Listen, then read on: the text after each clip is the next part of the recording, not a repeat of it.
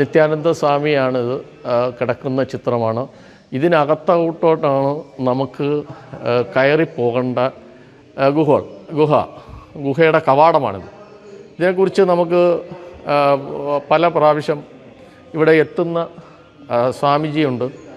സ്വാമിജിയെടുത്ത് നമുക്ക് ഏകദേശം ഇത് ഏത് കാലഘട്ടത്തിലാണ് ഈ ഗുഹ നിത്യാനന്ദ സ്വാമി നിർമ്മാണം തുടങ്ങിയത്? 1925 സ്റ്റാർട്ടിങ്, 1930 ഫിനിഷിംഗ് ആയി. അത് സ്വാമിയുടെ അനുയായികളൊക്കെ ഉണ്ടായിരുന്നു ഇതിനോടൊപ്പം ഇത് ഗുഹ നിർമ്മിക്കാനായിട്ട്. ഇതിന് നേതൃത്വം കൊടുത്തത് നിത്യാനന്ദ സ്വാമിയാണ്. നിത്യാനന്ദ സ്വാമി. ഇത് വലിയ ഒരു പാറയ്ക്കകത്താണ് ഇത് നിർമ്മിച്ചിരിക്കുന്നത്. അതെ, ഇത് ഒരു പാറയ്ക്കകത്താണ്.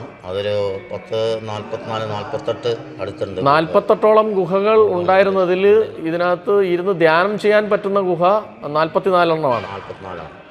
ഈ 44 ഗുഹകളിൽ ഈ എത്ര ദിവസം വരെ ഇരുന്ന് ധ്യാനം ചെയ്താലാണ്? ഒരു 40 ദിവസം 44 ദിവസം ഇരുന്നാലാണ് നമുക്ക് അതിൻ്റെ അനുഭൂതിയും മറ്റുള്ള കാര്യങ്ങൾ. എന്ന് വെച്ചാൽ 44 ഗുഹകളിൽ 44 ദിവസമായിട്ട് ഏകാഗ്രതയോടുകൂടി ഉദ്ദിഷ്ട കാര്യസാധ്യങ്ങൾക്ക് വേണ്ടി ധ്യാനിച്ചാൽ മാത്രമേ ആ ഉദ്ദിഷ്ട കാര്യം സാധ്യമാകൂ എന്നാണ് നിത്യാനന്ദ സ്വാമിയെക്കുറിച്ചുള്ള വിശ്വാസം. അതാണ് വിശ്വാസം. അതിനാണ് ജനങ്ങൾ നിത്യേന ഇവിടെ 10,000 വന്നിട്ട് ഗുഹയിലിരുന്ന് കുറച്ച് നേരം ധ്യാനിച്ചിരുന്ന് പോവും. കുറച്ച് ഇങ്ങനെ ധ്യാനിച്ച് പോയിട്ട് ഒരു 2-3 മണിക്കൂർ ധ്യാനിച്ച് അവർ പൂർത്തീകരിച്ച് പോകും. ഇതിനകത്ത് കയറിയാൽ പുറത്തിറങ്ങാൻ തോന്നാറില്ല, സമയം പോകുന്നത് അറിയില്ല അല്ലേ? അതില്ല. ശ്വാസം മുട്ടലോ അങ്ങനൊന്നും ഉണ്ടാകത്തില്ല. ഇതൊരു ഗുഹയാണെന്നുള്ള ചിന്ത പോലും വരുന്നില്ല. ആ രീതിയിലാണ് ഉണ്ടാക്കിയിരിക്കുന്നത്. ഒരു പ്രത്യേക അനുഭൂതിയാണ് വരിക ഈ ഗുഹയ്ക്കകത്ത് കയറുക.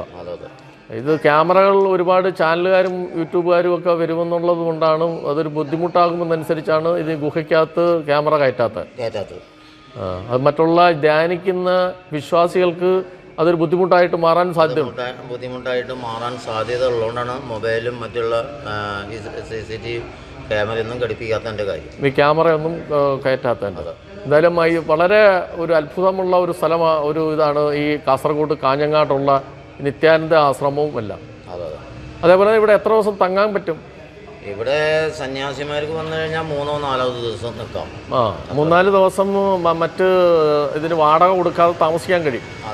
സന്യാസിമാർക്ക് എല്ലാവർക്കും അങ്ങനെ തന്നെ.